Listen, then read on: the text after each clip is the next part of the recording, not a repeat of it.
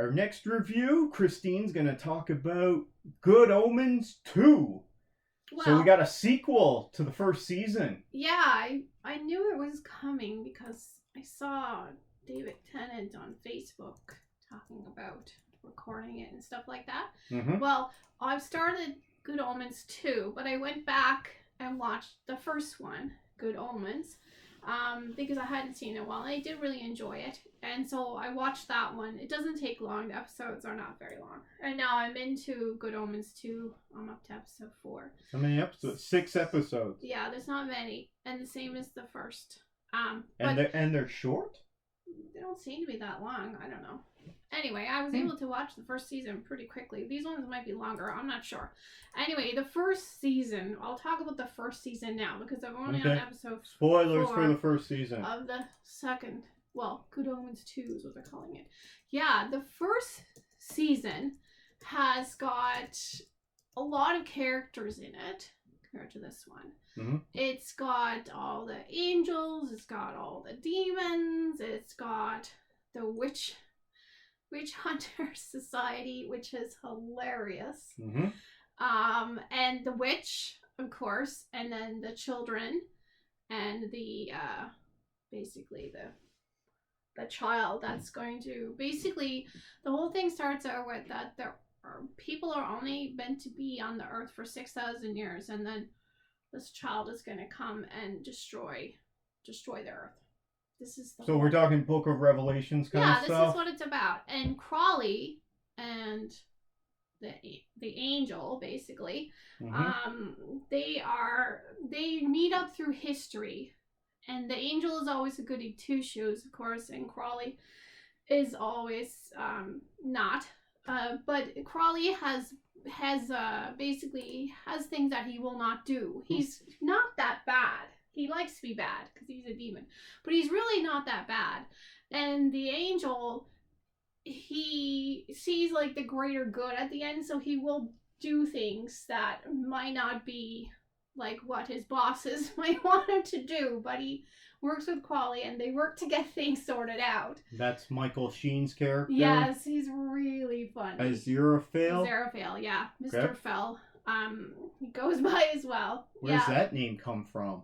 He's an angel. Okay. He's an angel, and Crawley's is the demon. Mm-hmm. And then they're bosses and everything. And the angels are really boring. Yeah, they would be because they're good. And what they do, just fly around with their wings, playing their harps. And Gabriel is a real douchebag angel. He's like his boss, and he's not. And God herself is. She never talks to anyone directly. Who plays God? Oh, what's Frances McDormand? Frances McDormand? Yeah, okay, Frances McDormand is God. But she doesn't interact directly with anybody. But the whole thing is in the end, like... Nick Offerman's in this? Oh, yeah, he plays a funny American. And Michael McKean? Michael McKean is the best in it. He is so awesome in this. He is the president of the Witch Founders, or the lead general, and milk bottle and can of pop is there's a few big names in this. Society. And John Hamm. John Hamm is a douche. Gabriel. Yeah, and it's just really funny. Season 1 is hilarious. What's the story of season 1? What do they have to do? Well, the whole idea, it's a whole, like, switcheroo goes wrong, okay? So the baby has to be delivered, and it's going to go to this American diplomat's family. Whose baby? The baby that ends the Earth in 11 years. What, the Antichrist? He's like the son of Satan.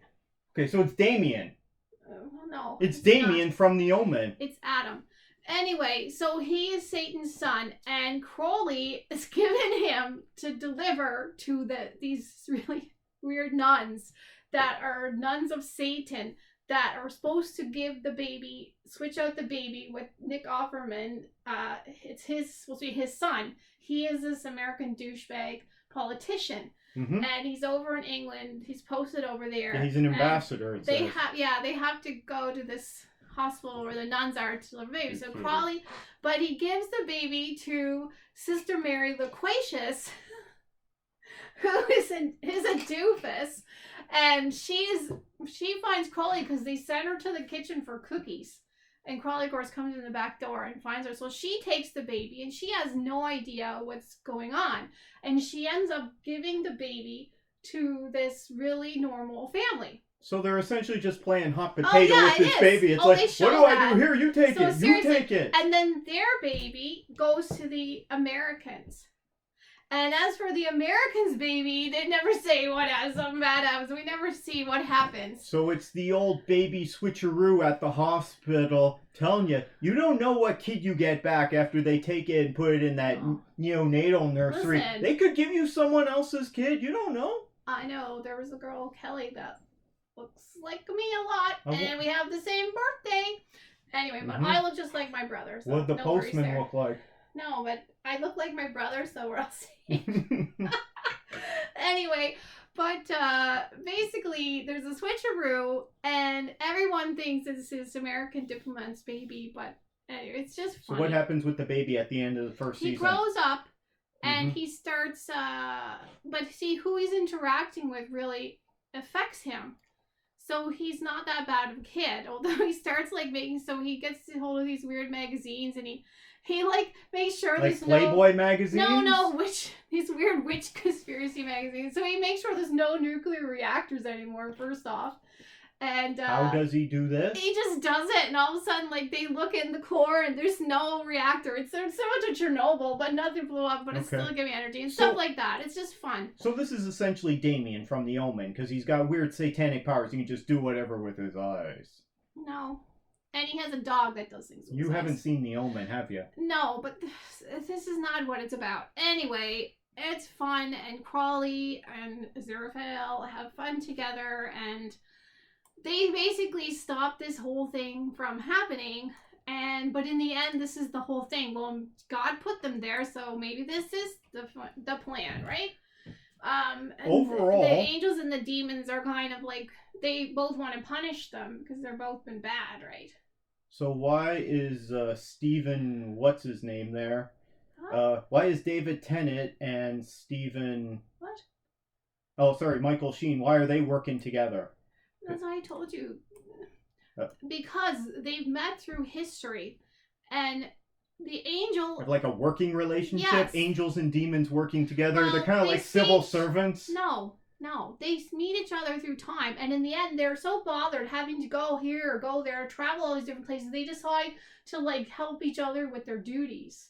Yeah. So one goes up to I don't know, Scotland and does his duties and the other guy's duties, and the other one goes to London and does so they start working together. And David Tennant isn't that bad, but he likes to say he is. But Aziraphale is actually he's not bad either, but he doesn't toe the party line. Neither of them do. They don't toe the party line. Is this a fun show? It's very fun. Okay. First season is really funny. It currently has an 85% fresh rating on Rotten Tomatoes. Now, that might not mean very much, but it has a 95% audience score. Well, so people that are watching it are enjoying it. I don't know how popular it is. I think because people who were staunchly religious would probably have given it a 0 and brought down the ranking. Because of the Judeo-Christian undertones and it's all about what they're borrowing from their theology. You can't really. Anyway, the first season is hilarious, and Michael McKean is hilarious in it. If you're a hardcore Christian, whether you're Catholic or Anglican, whatever, do you enjoy this Good Omens show? I mean, whether it be season 1 or season 2? Well, no, let us know what you think down in the comments below. Well, some would say it's blasphemy. But you got it. But maybe some people do enjoy it. So you're 4 episodes in out of 6 for the second season. Yes, second season. Second season is not as grand as the first season. But is it more fun? No, it's not more fun. It's not as good as the first season. No, it's not as good. It's still an interesting story, but it's all on their relationship so far. Came down. And so this probably was end up being delayed due to the pandemic, because the first season came out in 2019, which was 4 years ago. I still like it, but they brought back Sister Mary Loquacious, but she's not Sister Mary Loquacious. She's someone named Nina who runs a coffee shop.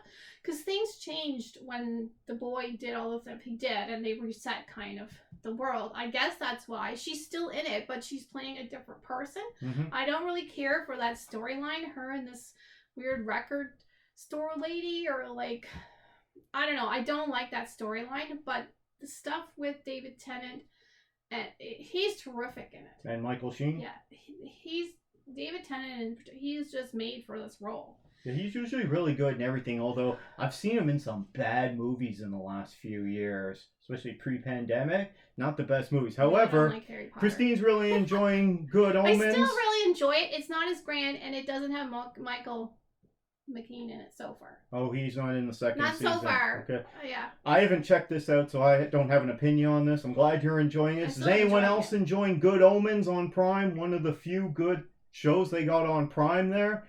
Let us know what you think of it, whether it's good or not. Let us know what you like, don't like about it. It's still good, but it's not as good as the first season. It doesn't seem to have the resources given to doesn't have like the cast of the other one. It has a very small cast compared to the first one.